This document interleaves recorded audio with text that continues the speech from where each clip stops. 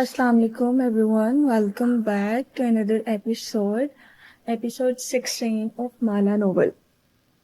ماہر نے بے اختیار مالا کو دیکھا، وہ ہلکا سا مسکرا کے اس کو جواباً ہاتھ ہلا رہی تھی۔ اس کی مسکراہٹ کچھ مختلف تھی، کچھ تھا جو اسے غیر ارادہ کر گیا تھا۔ یہ کون تھا؟ وہ راہداری میں اس کے ساتھ چلتے ہوئے پوچھنے لگا۔ تم سے مطلب؟ صرف پوچھ رہا ہوں مال میں بیٹھ کے کون کام کرتا ہے؟ وہ بس راہداری کے رکی اور سنجیدگی سے اس کی طرف پلٹی۔ اگر تم میری زندگی میں مداخلت کرو گے تو میں تمہارے ساتھ کہیں نہیں جا رہی۔ تمام اس نے ہاتھ اٹھا دیے۔ میں یوں ہی پوچھ رہا تھا۔ وہ سر جھٹک کے آگے بڑھ گئی۔ البتہ وہ دیکھ سکتا تھا کہ جو اس کے انداز میں بدلا تھا، جیسے وہ اعتراض برت رہی ہو، نگاہ چرا رہی ہو۔ اس نے پلٹ کے دیکھا، وہ لڑکا اب وہاں نہیں بیٹھا تھا۔ ہم کہاں جا رہے ہیں؟ پارکنگ میں پہنچتے ہی اس نے پوچھا تھا۔ اس لڑکی سے ملنے جس کے بارے میں تم ہر ایک سے پوچھتی آئی تھی سوائے میرے۔ وہ کار کے دروازے کے ساتھ رک کے ناز سمجھی سے اسے دیکھنے لگے۔ سن گلاسز لگاتے ہوئے وہ مسکرایا۔ سبرینا؟ وہ ایک وسیع و عریض سبزہ زار پر بنی 2 منزلہ عمارت تھی۔ وہ لان میں رنگ برنگی سلائیڈز اور دوسرے جھولے نصب تھے۔ اس وقت ان پر مختلف رنگ و نسل کے بچے موجود تھے۔ کوئی سلائیڈ لے رہا تھا، کوئی گروہ بنا کے گول گول گھوم رہا تھا۔ عمارت کے عقب میں سرمئی پہاڑوں کی سفید چوٹیاں اور ان پہ اتری شام کی آخری روشنی دکھائی دے رہی تھی۔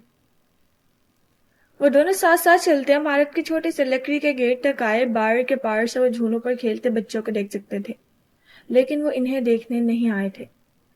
تم نے وہی کیا جو تم ہمیشہ کرتے ہو، وہ ماتھے پر گلاسز اٹکائے تلخی سے کہتی اندر داخل ہو رہی تھی۔ ٹھنڈ بڑھ گئی تھی اور اس نے کوٹ پہن لیا تھا۔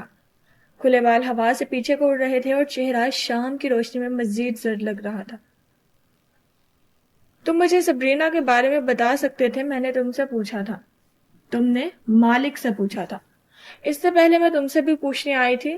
اسے یاد دلا رہی تھی لاہور کے ہوٹل کا منظر آج بھی نگاہوں کے سامنے تازہ تھا، جب وہ بیربل کی مداخلت کے باعث اس سے ملنے آئی تھی، جب اس کی ٹانگ زخمی تھی۔ تم سبرینا کے بارے میں پوچھنے نہیں آئی تھی، مجھے لاہور سے جانے کے لیے کہنے آئی تھی تاکہ تم سکون سے زیاد سے شادی کر سکو۔ وہ عمارت کے دروازے پہ رک گئی، پلٹ کے شاکی نظروں سے اسے دیکھا۔ پھر اب کیوں بتا رہے ہو کہ وہ زندہ ہے؟ ماہر فرید نے ہلکے سے کندھے اچکا دیے۔ کیونکہ میں تم پہ اعتبار کرتا ہوں۔ مالا چند لمحے پتلیاں سکوڑے اسے دیکھتی رہی، پھر آگے بڑھ گئی۔ وہ سر جھٹک کے پیچھے چلنے لگا۔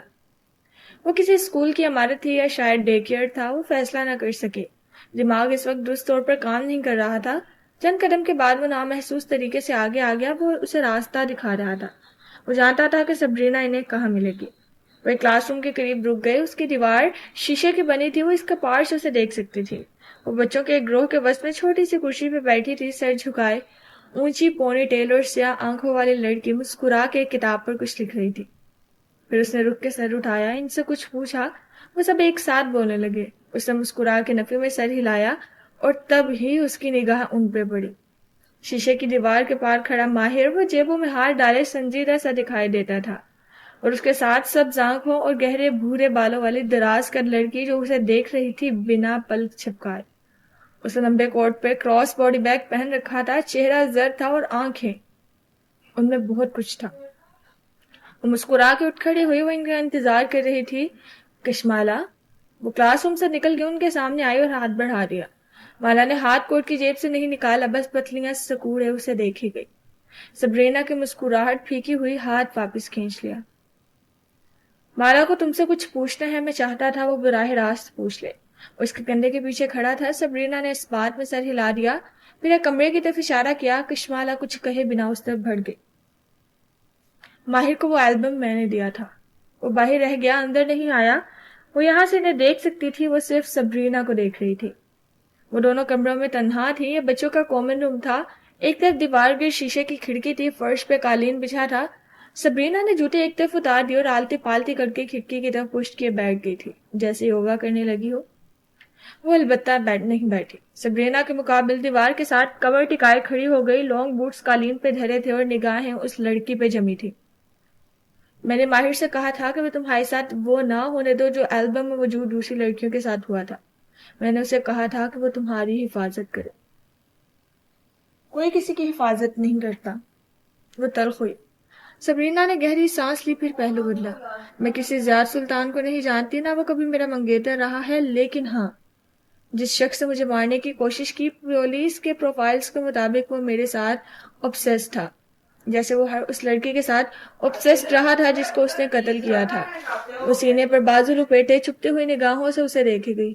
میں نے تمہیں کین کلر کا نشان دکھایا ہے۔ سبرینا نے اپنے بجھے ہوئے ٹیب کی طرف اشارہ کیا جو قالین پر دھرا تھا، جس پر اس نے چند منٹ پہلے مالا کو وہ تمام تصاویر دکھائی تھی جو اس کے کرائم سین پہ لی گئی تھی۔ اس نے ٹیب کو چھوئے بنا بس گردن کو خفیف سا ترچھا کر کے انہیں دیکھا تھا۔ کیا تم نے یہ نشان اپنے شوہر کے آس پاس دیکھا ہے کبھی؟ سبرینا اب اس کو بغور دیکھتی پوچھ رہی تھی۔ نہیں، اس نے شانے اچکائے۔ یاد کرو مالا، شاید تم نے… کشمالا، میرا نام کشمالا ہے۔ سوری کشمالا، وہ جھینپ گئی، چہرہ سرخ ہوا۔ میں اس نشان کو نہیں پہچانتی۔ وہ اسے بے نیازی سے کہہ کے دیوار گرد کھڑکی سے باہر دیکھنے لگی۔ باہر لان میں شام ابھی روشن تھی۔ ایک بچی گھاس پر بیٹھی جھک کے جوگرز کے رسمیں بند کر رہی تھی۔ وہ ایک جادوگر کے لیے قتل کرتا ہے۔ میرا ماننا ہے کہ نشان اس جادوگر سے تعلق… سبرینا کی آواز پس منظر میں جانے لگی۔ وہ اس قاتل کی پروفائلنگ کے بارے میں بتا رہی تھی، اس کی عادات، اس کے خواہش، مگر وہ نہیں سن رہی تھی۔ اس کی سبز آنکھیں اس بچی پر جمی تھی۔ کیا جو اس نے کیا وہ درست تھا؟ کیا وہ اپنے عمل کا بوجھ اٹھا سکے گی؟ سبرینا اب کچھ کہہ رہی تھی لیکن اسے آواز سنائی نہیں دے رہی تھی۔ آنکھیں بھیگنے لگی تھی۔ وہ قدم قدم چلتی کھڑکی کی طرف بڑھنے لگی۔ وہ بچی اب جھک کے دوسرا جوگر پہن رہی تھی۔ اس کے گھنگریالے بال نیچے گرتے گھاس کو چھو رہے تھے۔ مالا کو گالوں پر گرم پانی گرتا محسوس ہوا۔ اسے سبرینا کی آواز بھی سنائی دی۔ وہ اس سے کچھ پوچھ رہی تھی لیکن اس نے اپنے ہاتھوں کو کھڑکی کی سلائڈ کھولتے دیکھا۔ کمرے میں گھٹن تھی، اسے تازہ ہوا چاہیے تھی۔ ماہر سے کہو میں اس کا باہر انتظار کر رہی ہوں۔ بچی تسمہ کس کے سیدھی ہوئی اور دوسرے بچوں کی طرح بھاگ گئی۔ وہ وہیں گھاس پر اکیلی رہ گئی۔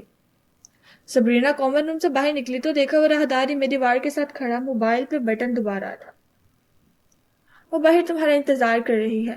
ماہر نے سر کو خم دیا اور موبائل جیب میں ڈالا۔ وہ آگے بڑھنے لگا تھا جب وہ پکار اٹھی۔ ماہر نے مڑ کے سوالیہ نظروں سے اسے دیکھا۔ وہ الجھی ہوئی دکھائی دے رہی تھی۔ وہ مجھے پسند نہیں کرتی۔ ظاہر ہے وہ تمہیں پسند نہیں کرتی۔ تم ایک عرصے تک اس کے لیے ریبیکا دی ونٹر تھی، سادگی سے کہہ کے وہ آگے بڑھنے لگا جب وہ بولی۔ اس پہ اعتبار مت کرو، وہ تم سے کچھ چھپا رہی ہے۔ وہ چونکا، پلٹ کے اچھمبے سے اسے دیکھا۔ کیا؟ میں نہیں جانتی، بس مجھے ایک وائب سی آئی ہے۔ وہ جیسے ٹھیک سے بیان نہیں کر پا رہی تھی۔ وہ کچھ جانتی ہے لیکن بتا نہیں رہی۔ وہ کچھ نہیں چھپا رہی۔ وہ جیسے برا مان گیا۔ سبرینا نے گہری سانس لی۔ تم اس کو روز کلرڈ گلاسز سے دیکھتے ہو، اس لیے میں زیادہ کو کچھ نہیں کہوں گی سوائے اس کے کہ وہ اس کا راستہ چھوڑ کے ایک طرف ہٹ گئی کہ اس پہ اعتبار مت کرو۔ ماہر فرید نے ایک طرف سے کامن روم کے کھلے دروازے کو دیکھا۔ وہ شیشے کی کھڑکی کے پار لان میں کھڑی دکھائی دے رہی تھی۔ ہوا سے بال پیچھے کڑ رہے تھے اور نگاہیں ایک درخت پر جمی تھی۔ میں اس پہ خود سے زیادہ بھروسہ کرتا ہوں۔ اس کا انداز قطعی تھا، پھر وہ رکا نہیں، باہر نکل گیا۔ میں جانتا ہوں تم اس کو پسند نہیں کرتی۔ وہ گیٹ عبور کر کے باہر جا رہی تھی جب وہ اس کے برابر آن پہنچا۔ وہ قدرے غائب دماغ لگ رہی تھی، جیسے ذہن الجھا سا ہو۔ اس کی آواز پہ چونکی، پھر سر جھٹک دیا۔ جانتے ہو تو مجھے یہاں کیوں لائے تھے؟ وہ تلخی سے کہتی گزرگاہ پر قدم اٹھانے لگی۔ وہاں دور دور یہ درختوں سے گھرا ایک طویل رستہ بنا تھا۔ ایک طرف عمارتیں تھی اور دوسری طرف سڑک۔ وقفے سے کوئی کار زن سے ساتھ سے گزرتی۔ کیونکہ میں تم پہ اعتبار کرتا ہوں۔ مالا نے جواب نہیں دیا، سینے پہ بازو لپیٹے آگے بڑھ گئی۔ ایک بات پوچھوں؟ کچھ تھا جو اس کے ذہن کے پچھلے خانے میں کھٹکنے لگ رہا۔ سبرینا کی بات جیسے وہاں اٹک گئی تھی۔ کیا تم مجھ پہ اعتبار کرتی ہو؟ نہیں۔ ماہر فرید نے گہری سانس لی۔ اسے کشمالہ مبین سے اس سے زیادہ کی توقع کرنی ہی نہیں چاہیے تھی۔ اوکے، دوسرا سوال، کیا تم اسے کچھ چھپا رہی ہو؟ وہ درختوں کی قطار کے ساتھ رک گئی اور پھر اس کی طرف گھومی۔ اب وہ اس کی آنکھوں میں دیکھ سکتا تھا۔ کیا وہ بیمار تھی؟ میں نے تم سے مدد کا وعدہ کیا تھا، اعتبار کا نہیں، اس لیے میں تمہیں ہر بات بتانا ضروری نہیں سمجھتی۔ اور تم میرا اعتبار کب کرو گی؟ وہ ٹھنڈے پرسکون انداز میں پوچھ رہا تھا۔ جس دن تم مجھے خود پر اعتبار کرنے کی وجہ فراہم کرو گے، کیونکہ ابھی تک تم نے مجھے صرف بے اعتباری کی وجوہات تھمائی ہیں۔ جتا کے کہا اور آگے بڑھ گئی۔ اس کا رخ پارکنگ میں کھڑی کار کی جانب تھا۔ ہمیں کبیرہ کے بیٹے آلیان کو ڈھونڈنا ہے۔ کیوں؟ وہ فرنٹ سیٹ کا دروازہ کھولتے ہوئے ٹھہری، کیونکہ وہی ہے جو حلال کے ساتھ قید ہوا تھا اور وہی ہے جو اس کی مدد کر سکتا ہے۔ ہو سکتا ہے اس نے کسی وجہ سے اپنا نام بدل لیا ہو۔ اپنا دروازہ کھول رہا تھا کہ شمالہ کے چہرے پر سایہ سا لہرایا۔ بدر، اس نے بنا آواز کے دہرایا۔ تم نے آلیان کے بچپن کی تصاویر دیکھی ہوں گی، کیا اتنے برس بعد اسے دیکھ کے پہچان لوگی؟ والا نے بہت سا تھوک نگلا۔ شاید۔ نگاہیں جھکا کے وہ کار میں بیٹھی سیٹ بیلٹ پہنتے ہوئے اسے احساس ہوا کہ اس کے ہاتھ کپ کپا رہے تھے۔ Are you okay? وہ اپنے بیلٹ پہنتے ہوئے بغور اسے دیکھ رہا تھا۔ ہاں، مجھے واپس جانا ہے، بہت کام ہے، وہ رکھائی سے کہہ کے چہرہ کھڑکی کی طرف موڑ گئی۔ وہ سائیڈ مرر میں اس کا عکس دیکھ سکتا تھا۔ کچھ تھا جو وہاں بدلا تھا، وہ تاثر جو مال میں اس لڑکے کو بائی کہتے ہوئے اس نے مالا کے چہرے پہ دیکھا تھا۔ کچھ ایسا جو اس نے پہلے کبھی وہاں نہیں دیکھا تھا۔ وہ لڑکا کون تھا؟ ذہن نے سوال اٹھایا، لیکن ہاتھ خاموشی سے کار سٹارٹ کرنے لگے۔ اس پہ اعتبار مت کرو، وہ تم سے کچھ چھپا رہی ہے۔ وہ لب بھینچے ڈرائیو کرتے ہوئے گاہے بگاہے ایک نگاہ اس پہ ڈال لیتا۔ وہ خاموشی سے باہر دیکھ رہی تھی۔ وہ انسانوں کو بہت اچھے سے کتاب کی طرح پڑھ لیا کرتا تھا، لیکن کشمالہ مبین نے سرورق پر جیسے کوئی کاغذ چڑھا لیا تھا۔ کچھ تھا جو ماہر کو کھٹکنے لگا۔ وہ لڑکا کون تھا؟ نگینہ بیگم نے دھیرے سے آنکھیں کھولی۔ کمرے میں کوئی اندھیکے سے دھند پھیلی تھی، جیسے سفید سا دھواں ہو، یا شاید ان کی آنکھوں کے سامنے کوئی پردہ تھا، نیند، دواؤں کا خمار، تھکان۔ انہوں نے پلکیں جھپکائی۔ سامنے کاؤنچ پر کوئی بیٹھا تھا، ایک ہیولا سا۔ کون ہے؟ ان کے ہونٹ ہلے، شاید اینک نہ پہننے کے باعث منظرنامہ دھندلا تھا۔ وہ کاؤچ پر ایک ہیولے کو دیکھ سکتی تھی، کھلی خاکی شرٹ اور ہم رنگ ٹراؤزر، گردن میں لپیٹا اسکارف جس کے دونوں سرے سامنے کو گر رہے تھے، اور کھلے بال جو کیچر میں آدھے بندھے تھے۔ وہ ٹانگ پر ٹانگ جمائے وہاں بیٹھی تھی، ساتھ ہی دھیرے دھیرے سے پیر جھلا رہی تھی۔ وہ اس دھند میں بھی کشمالہ مبین کی سبز آنکھیں دیکھ سکتی تھی۔ کشمالہ؟ ان کے سینے سے ہوک سے نکلی۔ کیا کچھ نہ تھا اس ہوک، درد، ملال، ایسا غم جو کبھی مٹ نہیں سکے گا۔ کیوں؟ کیا آپ نے ایسے بیٹے، اپنے بچے کی جان کون لیتا ہے؟ میں 2 دن سے سوچ رہی ہوں کہ کیا آپ جانتی تھی؟ نگینہ بیگم نے تکلیف سے کروٹ بدلنی چاہی۔ ان کے چہرے کا جلا ہوئے حصہ پھیل کے گردن اور کان کو لپیٹ میں لے چکا تھا۔ زخم کچے تھے اور ان سے بدبو اٹھ رہی تھی، ایسی بیماری لگی تھی جو اب تک ڈائگنوز نہیں ہو پا رہی تھی۔ وہ بچی بہت قیمتی تھی۔ آنسو ان کی آنکھوں سے پھسلنے لگے۔ آپ جانتی ہیں، ہے نا؟ وہ سوچتی نظروں سے انہیں دیکھ رہی تھی، پیچھے کو ٹیک لگائے، ایک انگلی پر بال لپیٹی۔ کیا وہ واقعی وہاں تھی یا وہ تصور کر رہی تھی؟ کیا؟ سبرینا۔ نگینہ بیگم نے دھیرے سے آنکھیں بند کی۔ راستہ ختم ہو چکا تھا، آگے بند گلی تھی۔ وہ ہمیشہ میرے اندر اس کی پرچھائی تلاش کرتا تھا، ان کو دیکھ نہیں رہی تھی۔ اس کی آنکھیں کھڑکی کے بلائنڈز پہ جمی تھی جو آج کھلے تھے، ان کے درزوں میں سے روشنی اندر داخل ہو رہی تھی۔ وہ مجھے اونچی پونی باندھنے کو کہتا تھا۔ جب میں آنکھوں میں گہرا کاجل لگاتی تو اسے اچھا لگتا۔ ایک دفعہ اس نے کہا کہ میں سیاہ لینز استعمال کروں تو زیادہ اچھی لگوں گی۔ وہ میرے اندر اسے ڈھونڈتا تھا۔ نگینہ بیگم کی آنکھیں بند تھی، اب ہر طرف اندھیرا تھا، صرف مشینوں کی بیپ بیپ سنائی دے رہی تھی۔ یہاں اس لڑکی کی آواز۔ وہ اس سے اتنا obsessed تھا، پھر یہ کیسے ممکن ہے کہ آپ نہ جانتی ہو کہ وہ کہاں ہے؟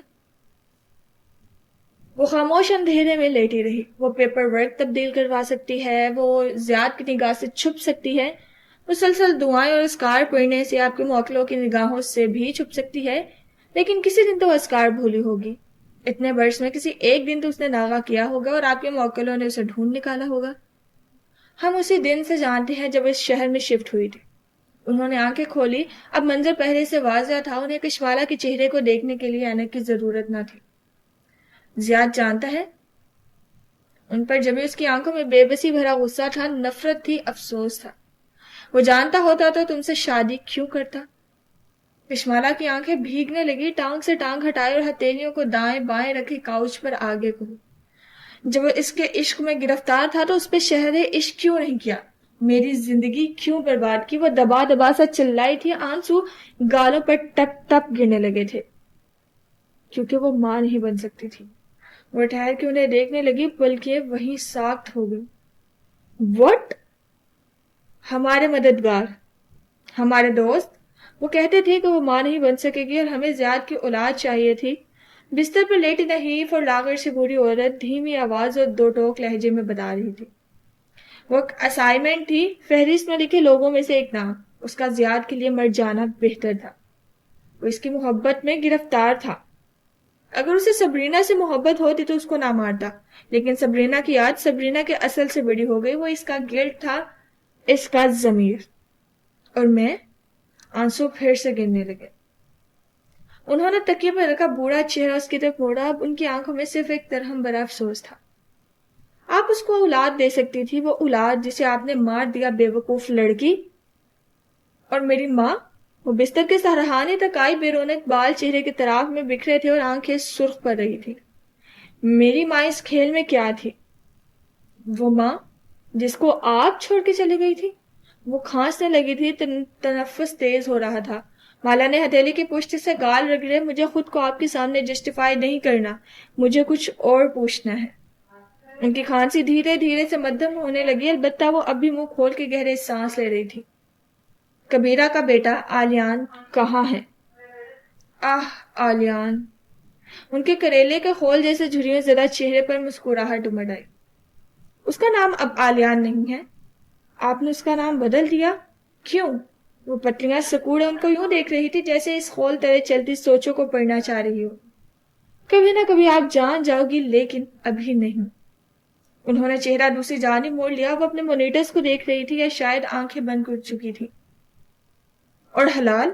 وہ بے چین ہوئی۔ وہ کہاں ہے؟ آپ اس کے لیے کچھ نہیں کر سکتی۔ وہ چند لمحے جیسے بے بسی سے انہیں دیکھے گئی۔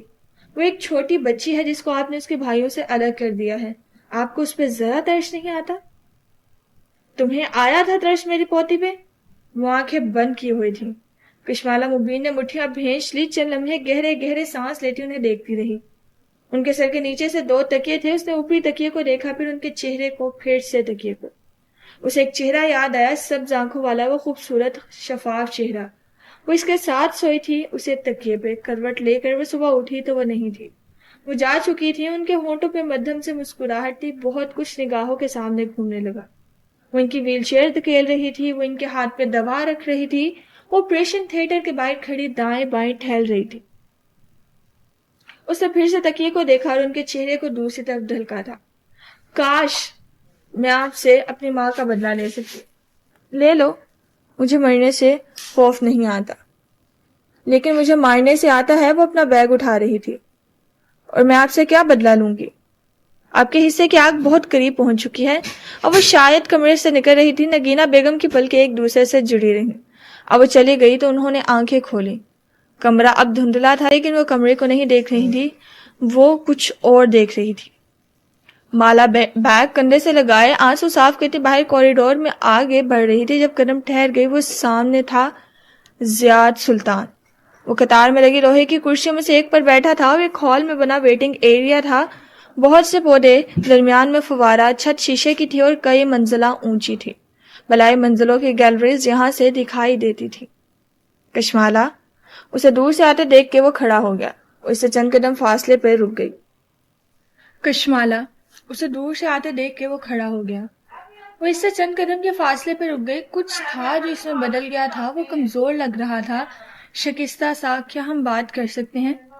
وہ دونوں اب آمنے سامنے کھڑے تھے۔ زیاد کا چہرہ اس سے زیادہ پیلا تھا، جیسے روح کو یرکان لگا ہو۔ کیا بات کرو گے اب؟ اپنی ماں کے جادوؤں کا قصہ سناؤ گے یا اپنے قتلوں کا اعتراف کرو گے؟ میری ماں، زیاد نے تکلیف سے سانس اندر کھینچی، صرف دم کرتی ہے، وہ جادو نہیں ہوتا۔ کیا تم خود کو ایسے تسلی دیتے ہو؟ مالا کے چہرے پہ افسوس بھری مسکراہٹ ہوتی۔ پھر وہ دھیرے سے کرسی پہ بیٹھی، بیگ گود میں رکھ لیا۔ وہ دو کرسیاں چھوڑ کے ساتھ بیٹھ گیا۔ چند لمحے وہ دونوں سامنے چلتے فوارے کو دیکھتے رہے۔ اوپر شیشے کی چھت سے آتی سورج کی روشنی پانی کے قطروں پہ کوسے قزاق بکھیری ہوئی تھی۔ کیا تم کچھ دیر کے لیے میری بات سن سکتی ہو؟ اب میں تم سے نہیں ڈرتی زیاد، جو کہنا ہے کہو۔ اس کی آنکھیں پانی کی دھار پہ جمی تھی۔ وہ ہوا میں اوپر اٹھتی، پھر دھڑم سے نیچے حوض میں جا گرتی، اوپر نیچے۔ تم نے مجھے کیوں نہیں بتایا؟ وہ فوارے کے قدموں میں جمع ہوئے پانی کو دیکھ رہا تھا۔ وہ نہ کم ہوتا تھا نہ زیادہ۔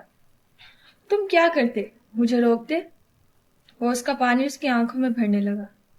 مجھے بچے نہیں چاہیے تھے. زیاد نے سر جھٹکا. تمہاری ماں کو چاہیے تھے. وہ کیا کرتی ہے بچوں کے ساتھ؟ مالا نے چہرہ موڑ کے اسے دیکھا. وہ نگاہیں جھکائے فوارے کے ہوش کو دیکھ رہا تھا. اس کی آنکھوں میں نہیں دیکھ سکتا تھا. یہ طے تھا. میں نے اپنے بچوں کو اس لیے مار دیا کیونکہ تمہاری ماں اس کو مجھ سے چھیننا چاہتی تھی. اس کا خون تمہاری ماں کے ہاتھ پہ ہے. آواز بھیگ گئی اور آنسو گالوں پر لڑکنے لگے. زیاد نے سر دونوں ہاتھوں میں گرا دیا. مجھے کسی بھی قیمت پہ بچہ نہیں چاہیے تھا کشمالا. تمہیں خود سے باندھنے کے لیے بھی نہیں. اسے اس کی آواز بھی بھیگی ہوئی لگی. وہ افسوس سے اس کے جھکے سر کو دیکھی گئی. اور اگر تم اسے رکھنے کا فیصلہ کرتی تب بھی میں اس بچے کی زندگی کا حصہ نہ بنتا. لیکن اس نے گیلی سانس ناک سے اندر کھینچی اور چہرہ اٹھایا تو وہ دیکھ سکتی تھی کہ اس کی آنکھیں بھیگی ہوئی تھی. لیکن میں نہیں جانتا تھا کہ اسے مارنے کا غم بھی اتنا بڑا ہوگا. وہ گردن اونچی کیے چھت سے آتی روشنی کو دیکھ رہا تھا اور وہ اس کے چہرے کو. حلال کہاں ہے؟ زیاد سلطان نے دھیرے سے چہرہ اس کی طرف واپس موڑا. مجھے نہیں معلوم. اس کی آنکھوں کی نمی اب اتر چکا تھی اور پرسکون سا ماسک چہرے پر چڑھ چکا تھا. کاش تم میری اتنی عزت کرتے کہ مجھ سے سچ بول دے. میں نہیں جانتا وہ کہاں ہے. اگر میری ماں جانتی ہو تو الگ بات ہے. وہ ٹھہرا. جس تکلیف سے تم خود نہیں گزرنا چاہتے اس سے حلال کے بھائیوں کو کیوں گزار رہے ہو؟ زیاد کی نگاہوں میں عجیب سا زخمی پن ابھرا. تم اس کے لیے مجھے چھوڑ رہی ہو؟ مالا نے گہری سانس لی. سانس میں افسوس بھی تھا اور ترس بھی. تم کبھی نہیں بدلو گے زیاد. اس نے ہتھیلی کی پشت سے آنکھیں رگڑی اور پھر جب اس کی طرف دیکھا تو چہرہ سنجیدہ تھا. میں تمہیں تمہارے لیے چھوڑ رہی ہوں کیونکہ تم اچھے شوہر نہیں تھے. تم نے مجھے ابیوز کیا جسمانی اور ذہنی طور پہ. تم نے میری ذات کو ایسے مست کیا کہ اب میں ڈیمیج ہو چکی ہوں. تم مجھے عزت اور محبت سے ٹریٹ نہیں کر سکے زیاد. کسی تیسرے کو درمیان میں مت لاؤ. اپنے عمل کی ذمہ داری لو. وہ بیگ کا سٹریپ کندھے پر ڈالتی اٹھ کھڑی ہوئی. وہ جگہ سے نہیں اٹھا. گردن اٹھا کے یاسیت سے اسے دیکھا. کیا تم طلاق لینے کے بعد اس سے شادی کر لو گی؟ مالا چند لمحے اسے دیکھی گئی. پہلی دفعہ اسے زیاد سلطان سے نفرت محسوس نہیں ہوئی تھی. اسے اس پر ترس آیا تھا. تم نے مجھے اس قابل نہیں چھوڑا کہ میں کبھی کسی دوسرے مرد پہ بھروسہ کر سکوں زیاد. وہ تیزی سے اٹھا. اس کے چہرے پہ بہت کچھ ایک ساتھ ابھرا. امید، بےچارگی، خوف. میں کروں گا. تم جو کہو گی میں کروں گا. اب دیر ہو چکی ہے. کیا تم مجھے اس حالت میں چھوڑ دو گی جب میری ماں مر رہی ہے؟ میری ماں یاد ہے؟ وہ بھی مر گئی تھی. زیاد سلطان نے سر جھکا دیا. چند لمحے وہ لب کاٹتا رہا اور اس کے جھکے سر کو دیکھے گئی. فوارے کا پانی ایسے ہی اوپر سے نیچے گرتا رہا. میں خود کو بدلوں گا. بہت دیر بعد اس نے چہرہ اٹھایا. اس پہ امید تھی.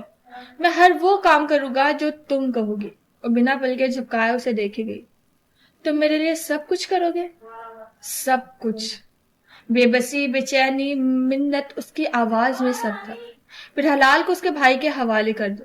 زیاد سلطان کے کندھے ڈھلک گئے. چہرہ تاریک ہوتا گیا. تم اب بھی اس کے بارے میں سوچ رہی ہو؟ اگر تم چاہتے ہو کہ ہم دوبارہ سے ساتھ زندگی گزاریں تو.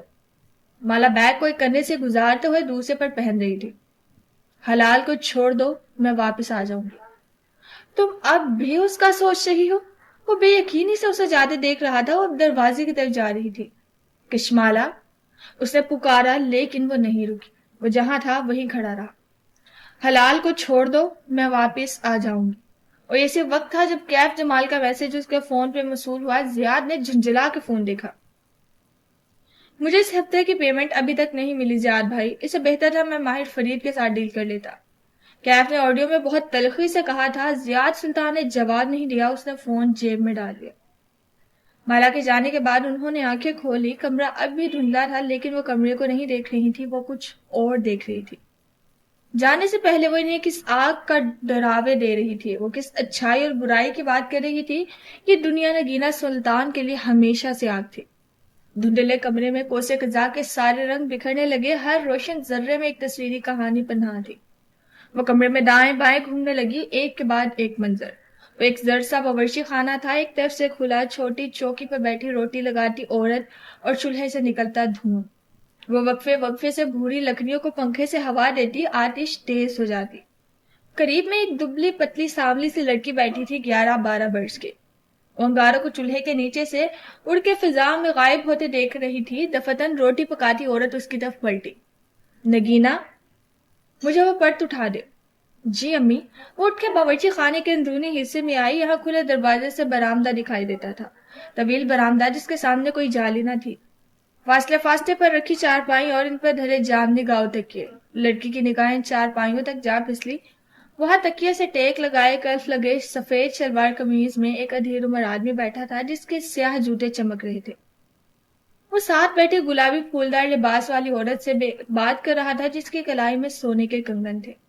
دبلی پتلی لڑکی کی آنکھیں اس آدمی کے ہاتھوں پہ ٹھہر گئی.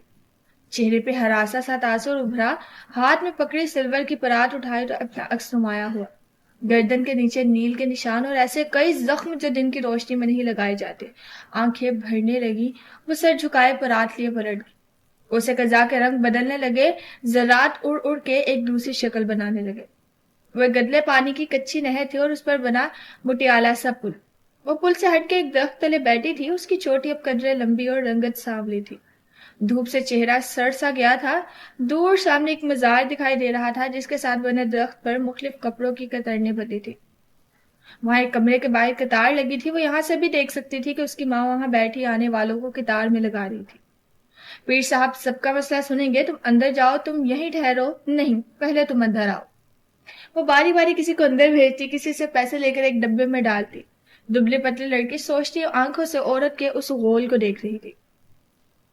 کوسے قزا کے سرمئی رنگ ہونے لگے, ایسے جیسے ایک روشن دان پہ سیاہ بادل چھا گئے. وہ ایک کچا مکان تھا جس کا کمرے میں اندھیرا تھا. لالٹین کی روشنی دیوار پہ اونچے سائے گرا رہی تھی. وہ چھت لیٹی کھلی آنکھوں سے چھت کے لینٹر دیکھ رہی تھی. ساتھ لیٹی ماں نے کروٹ بدلی. اس کی آنکھیں کھلی دیکھ کے ابرو برہمی سے اکٹھے ہوئے. سو جا نگینا. کیا سوچے سوچ رہی ہے؟ پیر صاحب کیا کرتے ہیں امی؟ پیر صاحب نہیں کہتے, سرکار کہتے ہیں. ماں نے گھر کا آواز میں عقیدت ڈرائی. سرکار کیا کرتے ہیں؟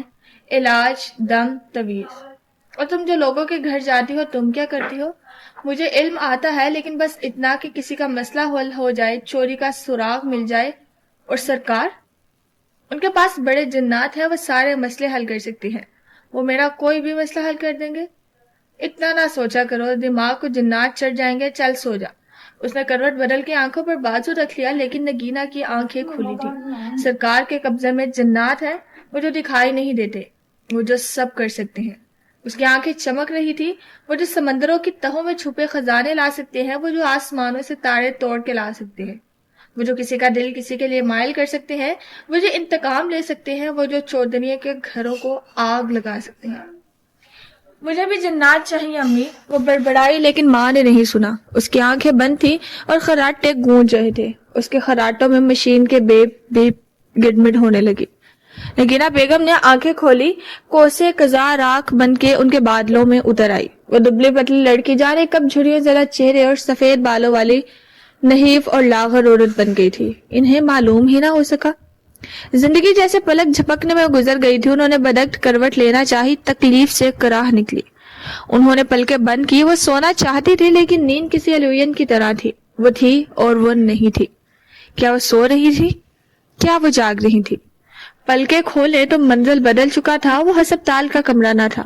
وہ ایک دھول اڑاتی لمبی کار تھی جو اونچے کھلے گیٹ سے اندر داخل ہو رہی تھی. ایک سنہرا دن, دھول کا بادل, اور وہ دوپٹے کا کونا منہ میں دبائے لڑکی جو دالان میں لگے درخت کے پیچھے سے جھانک رہی تھی. دھول کا بادل چھٹا, کار کا دروازہ کھلا اور وہ باہر نکلا. گوڑا چٹا, لمبا, اونچا, سن گلاسز لگائے. کسی ملازم نے پیچھے سے کسی سے سرگوشی کی. یہ بڑے صاحب کا بھتیجا ہے سلطان, دبئی سے آیا ہے. وہ یک تک اسے دیکھ رہی تھی. ساری دنیا بس اس کی سن گلاسز کے شیشے میں قید ہو چکی تھی. دھول چھٹنے لگی. ہسپتال کے کمرے کی سفیدی واپس آنے لگی. سٹاف اور نرس ان کے ارد گرد کھڑے تھے. زیاد ان کو سہارا دے کر اٹھا رہا تھا. ویل چیئر سامنے تھی. اندرانی ان کو جوتے پہنا رہی تھی. وہ انہیں کسی ٹیسٹ کے لیے لے جا رہے تھے. بھوری دھول ایک دفعہ پھر چھانے لگی. کوسو قزا کے سارے رنگ مزار کے سامنے لگے درخت پر بندھی قطرنوں میں اترتے گئے. وہ دم توڑتی شام کی ہوا میں جھول رہی تھی. مغرب چھا رہی تھی. رش اب چھٹ چکا تھا. آج اس کی ماں وہاں نہیں تھی, اسی لیے وہ ادھر موجود تھی. اندر ہال کے کمرے میں سرکار اپنے ممبر پر براجمان تھے. ساتھ ایک مرید بیٹھا بیزار سا اسے دیکھ رہا تھا. وہ روزانوں ہوئے ان کے سامنے بیٹھی تھی. سیاہ دوپٹہ سر پہ لپیٹے وہ چہرے پر امید اور بے بسی لیے کہہ رہی تھی, مجھے ایک انسان چاہیے سرکار. مرید نے خفگی سے کچھ کہنا چاہا لیکن انہوں نے انگوٹھیوں والا ہاتھ اٹھا کے روکا. وہ سیاہ لمبے بال اور سرما لگی آنکھوں والا ہٹا کٹا سا انسان تھا. سر پہ نارنجی رومال باندھے ہاتھ میں تسبیح کے دانے گھماتا وہ چمکتی آنکھوں سے اسے دیکھ رہا تھا. انسان کی قیمت ادا کرنی ہوتی ہے لڑکی، جو آپ مانگے میں دوں گی. اس نے بے اختیار ان کے پیروں پہ ہاتھ رکھ دیا. وہ اوپر بیٹھے تھے اور وہ نیچے. وہ چند لمحے اسے دیکھتے رہے. پھر حقے کا گھون بڑا گڑ گڑ کی آواز آئی. پھر لب کھولے تو بہت سا دھواں ہونٹوں سے نکلا. سحر عشق بہت بھاری جادو ہے، کچھ عرصے بعد اترنے لگتا ہے لیکن اس کی قیمت سنگین ہوتی ہے. میں ادا کروں گی. ہم سے اپنی روح کا سودا کرو گی؟ ان کی آنکھیں مسکرا رہی تھی. نگینا نے جلدی سے اس بات میں سر ہلایا. جی سرکار. انہوں نے پھر سے کش بھرا. حقے کا دھواں بڑھتا گیا یہاں تک کہ وہ سارے منظر پہ چھا گیا. جب وہ چھٹا تو انہوں نے خود کو ویل چیئر پہ بیٹھے دیکھا. اندرانی اسے دھکیل رہی تھی، ساتھ ہی وہ کچھ بول رہی تھی اور ان کے آگے زیاد چل رہا تھا. وہ اسپتال کا کوریڈور تھا. زیاد کے ہاتھ میں چند رپورٹس تھی. انہوں نے آنکھیں بند کر لیں. گردن ایک طرف غنودہ سی ڈھلک گئی. یہ وہی باورچی خانہ تھا. اس کی چوکھٹ میں کھڑی، سینے پہ بازو لپیٹے برآمدے اور صحن میں اکٹھے ہوئے لوگوں کو دیکھ رہی تھی. وہ اس میں چارپائی پر کفن میں لپٹی لاش رکھی تھی اور وہ سونے کے کنگن والی عورت اس کے سرہانے بیٹھے اونچی آواز میں بیان کر رہی تھی. لاش کے چہرے کا ایک حصہ کفن سے اچھی طرح لپیٹا گیا تھا. بیچارے ملک صاحب باتھ روم میں گیزر پھٹنے سے ہلاک ہو گئے. آدھا چہرہ جل گیا ان کا. وہ عورتیں قریب میں کھڑی سرگوشیاں کر رہی تھی. اسی لیے میرا گھر والا گیزر لگوانے کے خلاف ہے. تم نے سنا نہیں؟ مولوی صاحب کی بیوی کہہ رہی تھی کہ جنات کا کام لگتا ہے. ایسے کیسے اچانک سے گیزر؟ سیاہ دوپٹے والے لڑکی مدھم مسکراہٹ کے ساتھ کھڑی اس منظر نامے کو دیکھے گئی. پھر وہ باورچی خانے کی طرف پلٹ گئی. دوپٹے کی گھرا سے ایک پڑیا نکالی، پیسی ہوئی چینی اور ٹرے میں رکھی چائے کی پیالے میں سے ایک میں گھول دی. کچھ دیر بعد وہ ٹرے لیے مردوں کے گروہ کی طرف بڑھ رہی تھی. وہ گوڑا لمبا سا سلطان وہیں بیٹھا تھا. اس نے کپ نکال کے اس کے سامنے کیا. سلطان نے کپ تھام لیا اور اسے دیکھے بنا ساتھ والے کزن سے سلسلہ کلام جاری رکھا. وہ آگے بڑھ گئی. ان کو نیند میں جھٹکا سا لگا. چونک کر آنکھیں کھولی. وہ ہسپتال کے بستر پر لیٹی تھی. سفید کمرہ اب بھی دھندلا تھا اور چہرہ اس کی جلن بڑھ گئی تھی. یوں جیسے جسم کے ایک طرف کھولتا ہوا لاوا گرا دیا گیا ہو، یوں جیسے اس پر گرم پانی کا گیزر پھٹ گیا ہو. منظر بدل چکا تھا. وہ ایک نیم تاریک کمرہ تھا. کونے میں ایک چارپائی بچھی تھی. اس پر نحیف سا بوڑھا آدمی لیٹا تھا. لمبے بال جھڑ گئے تھے اور وہ نارنجی رومال ایک طرف رکھا تھا. اس کا جسم کانپ رہا تھا اور آدھا چہرہ مسخ ہو چکا تھا، جیسے اسے کوڑ گیا، کھا گیا ہو. نگینا پانی کا ٹھنڈا گلاس ان کی طرف بڑھائے ہوئے تھی. اٹھے سرکار، پانی پئیں. تیری ماں خوش نہیں ہوتی تیرے یہاں آنے سے. بوڑھے مرد نے کپ کپاتا ہوا ہاتھ بڑھایا، پھر گلاس تھام کے لبوں سے لگایا. کچھ اندر گیا، کچھ چھلک گیا. حلق میں ایسی آگ لگی تھی کہ ٹھنڈا پانی اندر جاتے ہی کھولنے لگتا تھا. پیاس تھی کہ بجھتی نہ تھی. وہ کھڑکی سے باہر دیکھ رہی تھی. اب وہاں نہ رش تھا نہ مرید. وہ ایک ویران مزار تھا جہاں اب کوئی نہیں آتا تھا. سب کو معلوم ہو گیا تھا کہ سرکار کو کوڑ ہو گیا ہے، لیکن وہ کوڑ نہیں تھا، وہ کچھ اور تھا. امی اس لیے خوش نہیں ہوتی کہ تمہارا کاروبار بند ہو گیا ہے. اب وہ خود پیڑنی بنی بیٹھی گاؤں کی عورتوں کا علاج کر رہی ہے. اس نے میں سر جھٹکا. سرکار نے نیواں آنکھوں سے اسے دیکھا. تیرا سحر عشق کام کر رہا ہے نگینا، پھر تو ادھر روز کیوں آتی ہے؟ سرکار، وہ مسکرا کے ان کی طرف ملٹی. مجھے وہ سکھا دو جو میری ماں کو نہیں سکھایا، وہ جو کسی کو نہیں سکھایا. کوڑی مرد نے غور سے ان کی آنکھوں میں دیکھا. اس کے گلے سڑے چہرے سے بدبو اٹھ رہی تھی، لیکن وہ پرواہ کیے بنا وہیں کھڑی تھی. وہ سیکھ کے تو کیا کرے گی؟ میرا انجام نہیں دیکھ رہی؟ اس نے آنکھیں بند کی. آنسو پھسل کے مسک شدہ چہرے میں جذب ہو گیا. میرا وقت ختم ہونے والا ہے، تو اس چیز سے دور رہ. جا کے اپنی زندگی بنا. میں اپنا انجام اپنی مرضی سے لکھوں گی سرکار. مجھے بس وہ سب دے دو جو تمہارے پاس ہے. اس کی آنکھیں چمک رہی تھیں. کمرے کی بتیاں مدھم ہونے لگی. انہوں نے پلکیں جھپکائے. جسم میں شدید درد اٹھ رہا تھا. حلق میں انگارے سلگ رہے تھے. کسی کروٹ سکون نہ تھا. کوسو قذاب کسی منجدھار کی طرح گول گول گھوم رہا تھا اور اس کے درمیان کہیں پھنس کے رہ گئی تھی. یادوں کا سمندر تھا جن کے آگے پیچھے دائیں بائیں ہر سمت سے حملہ آور ہوا تھا. اونچا لمبا خوبصورت مرد وہ کسی پروانے کی طرح اس دبلی پتلی سی لڑکی کے گرد پھر رہا تھا. وہ اس کی کار میں بیٹھی تھی اور وہ کھیتوں کے درمیان کچی سڑک پر دور کہیں جا رہے تھے. مجھدار کے درمیان سے ایک اور منظر ابھرا. وہ اپنے ماں باپ کے سامنے ڈٹ کے کھڑا بلند آواز میں کچھ کہہ رہا تھا. گھر چھوڑنے کی دھمکی، خودکشی کی دھمکی. اس کی ماں سر کو پکڑے ہوئے تھی. باپ زور زور سے نوکرانی کی بیٹی ہے وہ چلا رہا تھا. پھر اس منظر پہ سرخ گلابوں کا چھاتا تن گیا اور اس سے ایک کمرہ ابھرتا دکھائی دیا.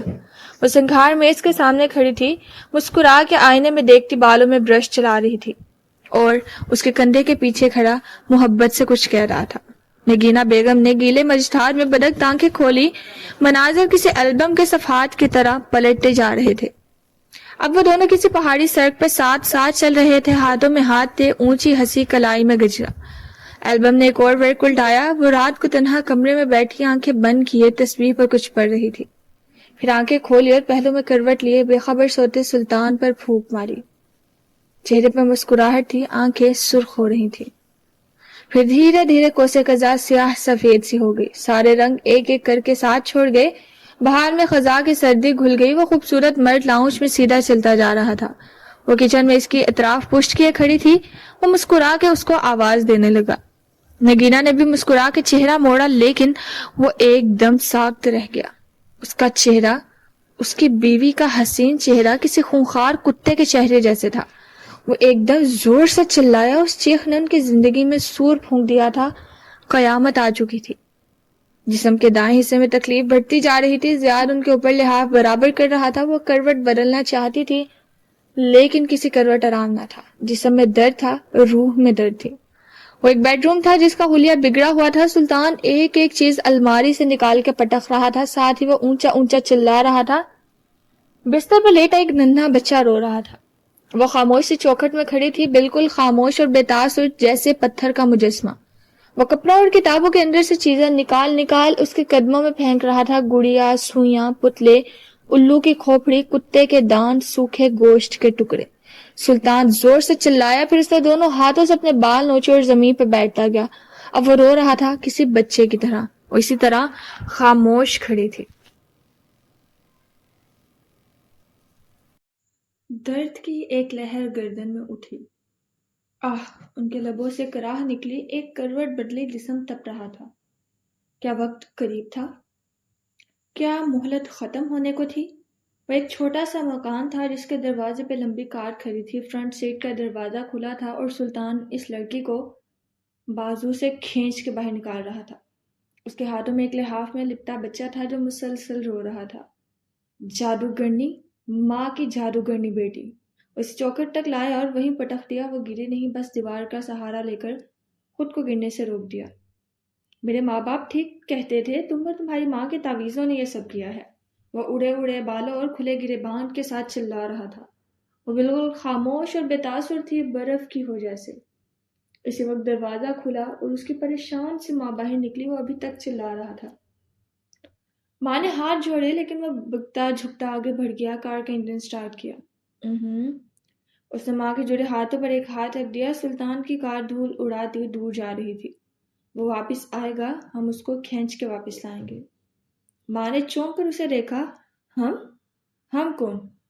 نگینہ نے جواب نہیں دیا. وہ بچے کو لیے آگے بڑھ گئی.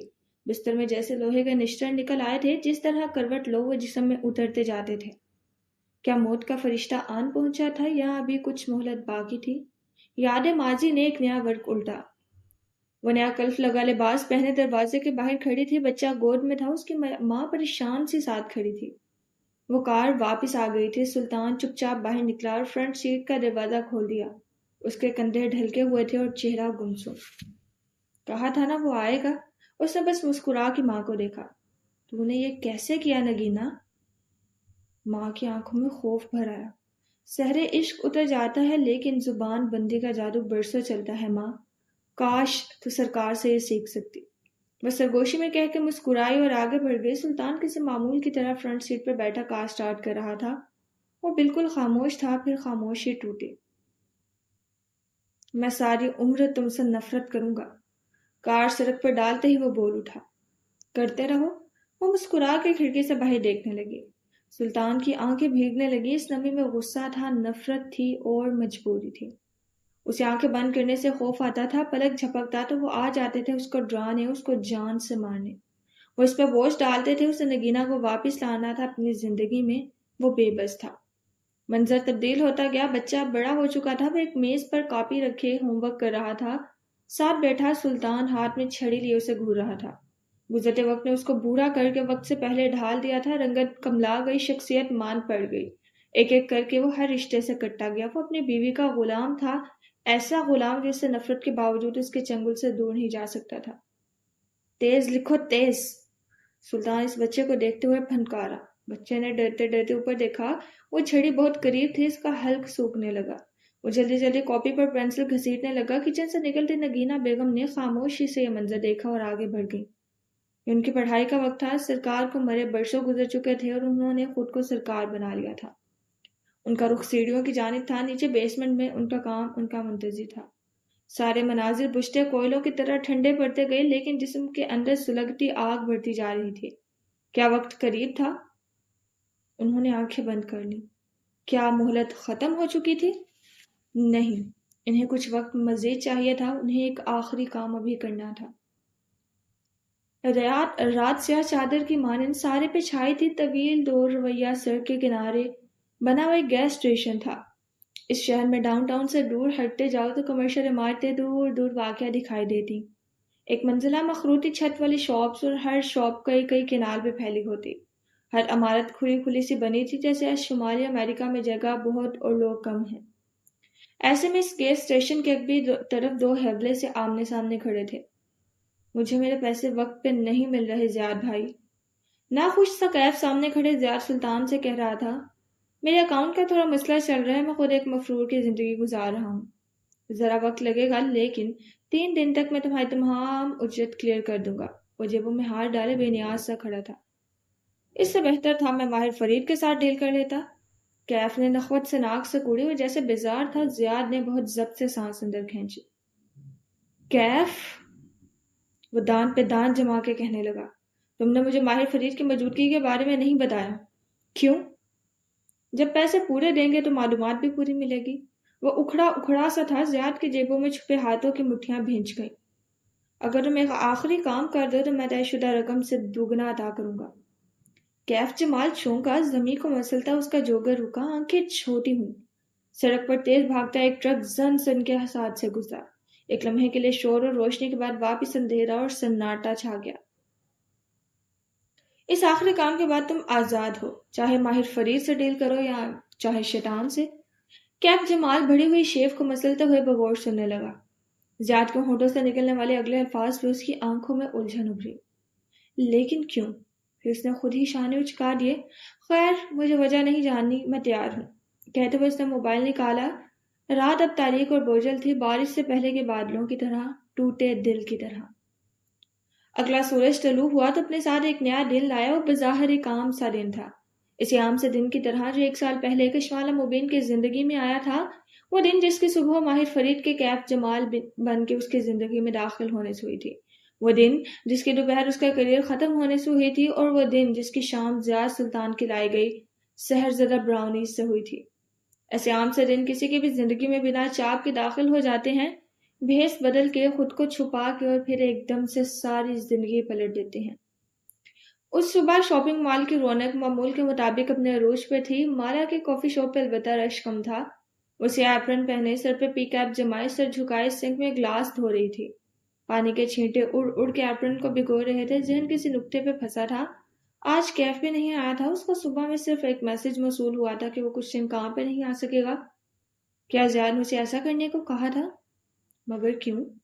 اس کے ارتکاز کو توڑنے والی آواز میسج ٹون کی تھی. اس نے گہری سانس لی اور اپرن کی جیب سے موبائل نکالا. وہاں ماہر فرید کا میسج جگمگا رہا تھا. تم سبرینا سے مل کے خوش نہیں ہوئی, میں جانتا ہوں. حالانکہ اس کا اس سب میں کوئی قصور نہیں ہے. کشمالہ کا چہرہ بے تاثر رہا, البتہ انگلیاں تیزی سے ٹائپ کرنے لگی. میری زندگی میں سبرینا سے بڑے مسئلے ہیں ماہر بے. چند لمحے کی خاموشی چھا گئی, پھر ٹون بجی. مجھے کبیرہ کے بیٹے آلیان کو ڈھونڈنا ہے. مالا کے چہرے پر غیر آرام دہ سا تاثر ابھرا. میں نہیں جانتی وہ کہاں ہیں. اس نے پی کیپ سے نکلتے لٹ کو بے چینی سے کان کے پیچھے ارسا. تمہیں لگتا ہے وہ اپنا نام بدل چکا ہوگا؟ آلیان کا نام اب آلیان نہیں ہے کشمالہ. مجھے نہیں معلوم. وہی ہے جو حلال کے ساتھ قید ہوا تھا, وہ اس کے ساتھ بڑا ہوا ہوگا. مجھے حلال نے اس کا نام بدر بتایا تھا. شاید اس کی آنکھیں بھیگنے لگی، اسکرین دھندلی ہونے لگی. اس کو بتا سکتی تھی، وہ جانتی تھی کہ جسے وہ تلاش کر رہا ہے وہ کہاں تھا. وہ چند فکروں میں ماہر فرید کی زندگی کی سب سے بڑی مسٹری کھول سکتی تھی، سرکار حلال بدر. لیکن نہیں.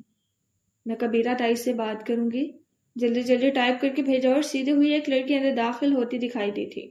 مالا تیزی سے کیش کاؤنٹر کے پیچھے آ کھڑی ہوئی اور چہرے پر کینیڈین مسکراہٹ سے جالی. گڈ مارننگ، آپ کیا لیں گی؟ کشمالہ مبین،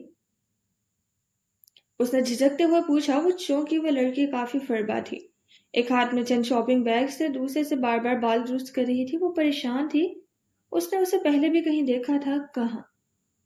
جی آپ کون؟ اس کی مسکراہٹ غائب ہوئی اور ابر اکٹھے ہو گئے. میں روبی ہوں. ہیلو. اس نے بدک مسکراتے ہوئے ہاتھ بڑھا دیا تھا. مالا نے اس کا ہاتھ میں ہلایا. وہ موٹا اور بےحد نرم سا ہاتھ تھا، کسی بچے کے جیسا. اس نے غور سے لڑکی کو دیکھا. بھرے بھرے گالوں والا چہرہ، بے حد گھنی مڑی ہوئی پلکیں جو غالباً آئی لیش ایکسٹینشن تھی، نیلا آئی لائنر اور لمبے لمبے ایکرائلک کے ناخن. میں کیف کو ڈھونڈ رہی ہوں، وہ میری کال نہیں اٹھا رہا. اور ایک جھماکے سے اسے یاد آیا وہ لڑکی تھی جس کی شادی کا شوٹ کیف جمال نے کرنا تھا. اس روز اس نے اسے کیف کے ساتھ دیکھا تھا. کیف نے بتایا تھا کہ اس کی کلائنٹ تھی. میں نہیں جانتی کیف کہاں ہے. اس نے مجھے کہا ہے کہ وہ چند دن تک کام پہ نہیں آئے گا. اسے جھکا کے فون کھولنے لگی. دوسری جانب خاموشی چھا گئی. جب اس نے چہرہ اٹھایا تو دیکھا روبی کی آنکھوں میں پانی بھرا ہوا تھا. کیف بھاگ گیا ہے نا؟ آنسو ٹپ ٹپ گرنے لگے. میں نہیں جانتی. اس نے مجھے کچھ نہیں بتایا. اس نے غور سے اسے دیکھتے ہوئے فون ایک طرف رکھ دیا. تم کسی اور کو ہائر کر سکتی ہو. روبی نے جواب نہیں دیا. وہ شکستہ قدموں سے چلتے ہوئے قریب رکھی کرسی پر جا بیٹھی. سر ہاتھوں میں گرا لیا اور ایک دم پھوٹ پھوٹ کے رونے لگی. سب خراب ہو گیا، سب کچھ. میری شادی، میرا اہم دن. وہ بلک بلک کے رو رہی تھی. وہ چند لمحے کاؤنٹر کے پیچھے کھڑی اسے دیکھے گئی.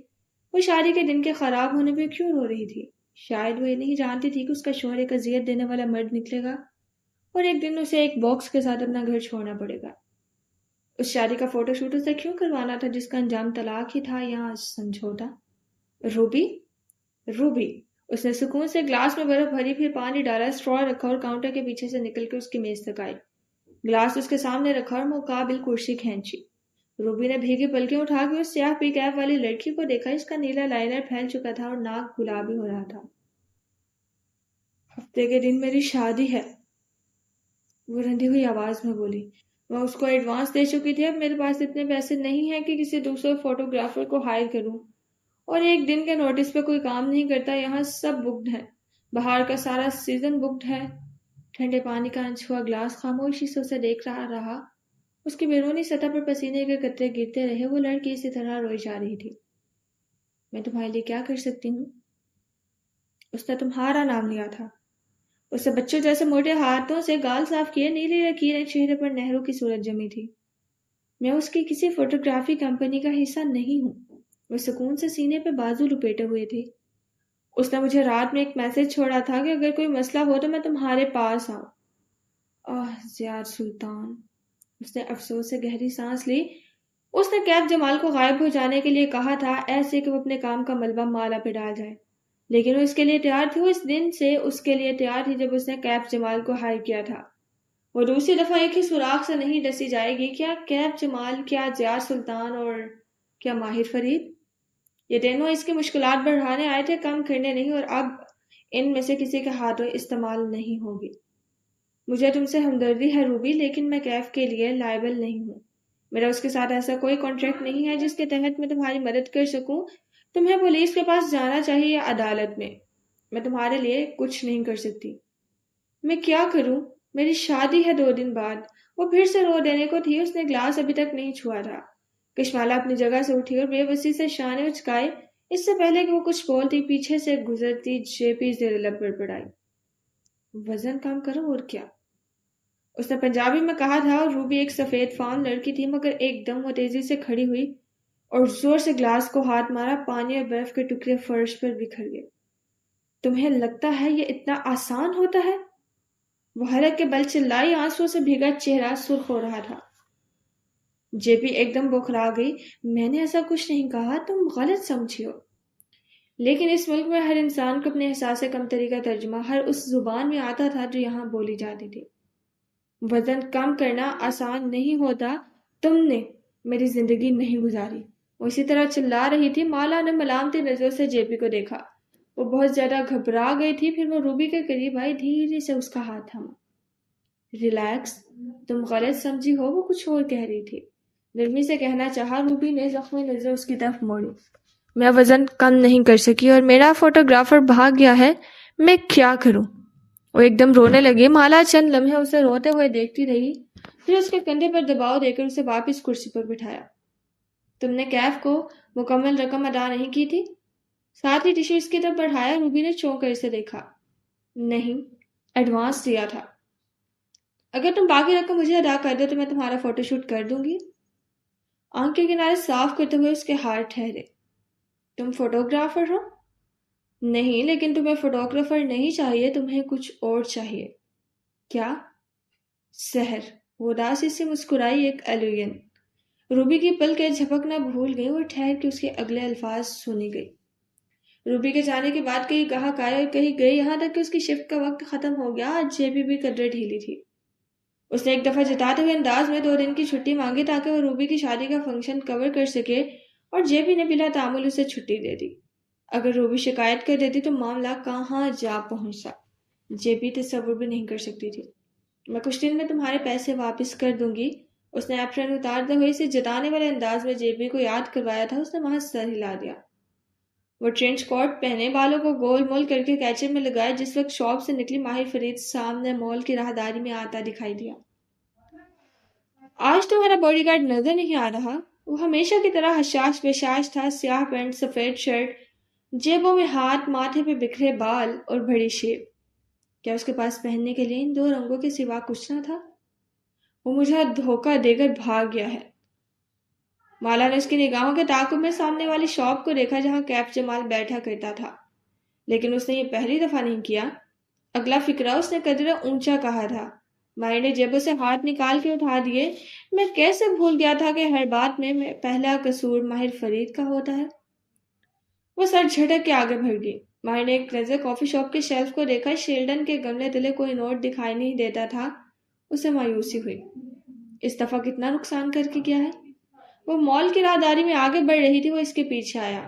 اس کا دیا نقصان میں تول یا گن نہیں سکتی۔ ہم اس کو ٹریس کرنے کی کوشش کرتے ہیں۔ وہ ملک سے باہر نہیں گیا ہوگا۔ اس جیسا انسان کینیڈا آ کے یوں ہی واپس نہیں جاتا۔ جب مجھے تمہاری مدد کی ضرورت ہوگی بتا دوں گی۔ وہ دونوں ساتھ ساتھ مال کی راہداری میں آگے بڑھ رہے تھے۔ چند لمحے یوں ہی پھسل گئے۔ اس کی خاموشی پہ وہ جیسے زچ ہو گئی۔ کیا سارے شہر کی کافی شاپس بند ہو گئی تھی جو یہاں آئے ہو؟ زیاد سلطان؟ وہ آگے بڑھ گئی تھی۔ ماہر 2 قدم پیچھے تھا۔ اس کے ان الفاظ پہ وہ رک گئی۔ کیا؟ چونک کر اس کی طرف پلٹی۔ مجھے زیاد سے ملنا ہے۔ کیوں؟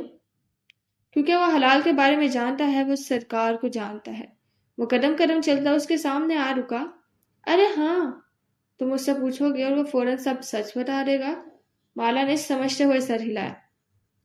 پوچھنے پہ سب سچ نہیں بتاتے، جانتا ہوں۔ وہ غور سے اس کی آنکھوں میں دیکھ رہا تھا۔ کیا اسے کوئی شک تھا؟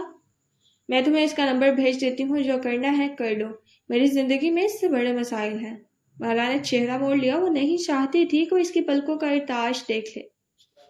مثلاً وہ اسے دیکھ رہا تھا اور وہ سامنے ایک چمکتی دمکتی شاپ کے شیشے کی دیوار کو۔ جانتے ہو ہر وقت کسی کے ریڈار کے نیچے رہنا کتنا مشکل ہوتا ہے؟ شیشے کی دیوار میں بہت سے جوتے سجے تھے، ہائی ہیل، اسٹائلیٹو، ایک کچے سیب کے رنگ کی بھی تھی۔ اس کی نگاہیں اس پہ جم گئی۔ یہ احساس کہ ہر وقت کوئی آپ کا تعاقب کر رہا ہے، آپ کو دیکھ رہا ہے۔ اس نے جواب نہیں دیا، بس غور سے اس کا چہرہ دیکھے گیا۔ وہ مال کی زرد روشنیوں میں مزید زرد دکھائی دیتی تھی۔ کیا وہ بیمار تھی؟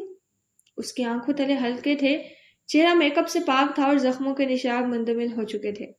وہ خوفزدہ نہیں تھی، وہ پریشان تھی، یا شاید چوکندی۔ وہ فیصلہ نہیں کر سکا۔ سبرینا درست کہتی تھی، وہ جو سارے زمانے کے انسانوں کو پڑھ سکتا تھا، اس لڑکی کو دیکھتے ہوئے اس کی آنکھوں کا لینس دھندلا جاتا تھا۔ تم ٹھیک ہو؟ اس نے سنا نہیں کہ وہ کیا کہہ رہی تھی، اس نے بس وہی سنا جو وہ پوچھ رہا تھا۔ مالا نے دھیرے سے سر جھٹکا۔ مجھے کچھ شاپنگ کرنی ہے، چلو گے؟ اگلے چند منٹ خاموشی سے گزرے، وہ ایک شاپ میں داخل ہوئی، سیدھی ایک ریک تک گئی، مطلوبہ شے اٹھائی، ایک سفید پیکٹ اور کاؤنٹر تک چلی آئی، بل پے کر کے وہ باہر نکل آئی۔ وہ خاموشی سے اس کے بولنے کا انتظار کیے گیا۔ ونرز میں داخل ہونے تک وہ نہیں بولی، بس ایک کپڑوں کے سیکشن تک آئی۔ وہاں بہت سے ڈریسز ہینگر سے آویزہ کیے گئے تھے۔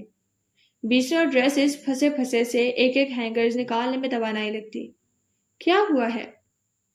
وہ اسی طرح جیبوں میں ہاتھ ڈالے کھڑا بغور اسے دیکھ رہا تھا۔ کیف غائب ہو گیا ہے؟ وہ ہینگرز الٹ پلٹ کر رہی تھی، وہ مختلف شرٹس اور ٹاپس تھے۔ تم بتا چکی ہو پھر؟ اس نے ایک لڑکی کا اہم دن خراب کر دیا ہے۔ ہفتے کو اس کی شادی ہے، وہ اتنی جلدی نیا فوٹوگرافر ارینج نہیں کر سکتی۔ مالا نے ایک ہینگر نکالا، تنقیدی نظروں سے اس پر لٹکا ٹاپ دیکھا، پھر واپس لٹکا دیا اور اگلے ہینگرز کھنگالنے لگی۔ اس کے دائیں جانب کھڑا تھا، مالا کا نیم رخ اس کے سامنے تھا، ماتھے پر بل، غصہ، بے بسی۔ پھر یہ کہ میں نے اس کا فنکشن کور کرنے کا وعدہ کر لیا ہے۔ وہ گہری سانس لے کر اس کی طرف پلٹی۔ لیکن تم فوٹوگرافر نہیں ہو۔ وہ چونکا۔ فوٹوگرافر تو تم بھی نہیں تھے۔ ایک جتاتی نظر اس پر ڈالی کہ وہ واپس ریک کی طرف پلٹ گئی۔ ماہر نے گہری سانس لی۔ یہ کیسے ہو سکتا تھا کہ وہ ہر 20 منٹ بعد اس کی ایک غلطی کا تانا اس کو نہ دے؟ تم اس کا فوٹو شوٹ کیوں کرو گی؟ وہ اپنا بندوبست کر لے گی، چھوڑو۔ مجھے پیسے چاہیے ہیں، میں نے جے پی کی رقم ادا کرنی ہے۔ پیسے کمانے کے اور طریقے بھی ہوتے ہیں مالا۔ اس نے ہینگر نکالتے ہوئے ایک خفا نظر ماہر پہ ڈالی۔ میرے ابا میرے لیے فریڈ ہولڈنگز چھوڑ کے نہیں گئے تھے ماہر بے۔ ہینگرز آویزہ لباس اونچا اٹھا کے دیکھنے لگی۔ نیلے اور سبز رنگ کا ٹائی اینڈ ڈائی، نرم کپڑے کا میکسی ڈریس جس کے گرے باں پہ قطار میں بڑے بڑے گول بٹن لگے تھے۔ لیکن تم فوٹوگرافر نہیں ہو۔ اس نے نرمی سے یاد دلایا۔ اس کو فوٹوگرافی نہیں چاہیے، اس کو کچھ اور چاہیے۔ کیا؟ اس نے جواب نہیں دیا۔ وہ کداور آئینے کے سامنے کھڑی اس نیلے سبز لباس کو کندھوں پر رکھ کے دیکھ رہی تھی۔ میکسی کا گھیرا اس کے ٹخنوں کو چھو رہا تھا۔ یہ لے لوں؟ وہ چونکا، وہ ابھی تک آئینے میں دیکھ رہی تھی۔ یہ پہلی دفعہ تھا جب اس نے ماہر سے اس کی رائے مانگی تھی۔ اس نے کندھے اچکا دیے۔ سیاہ اور سفید۔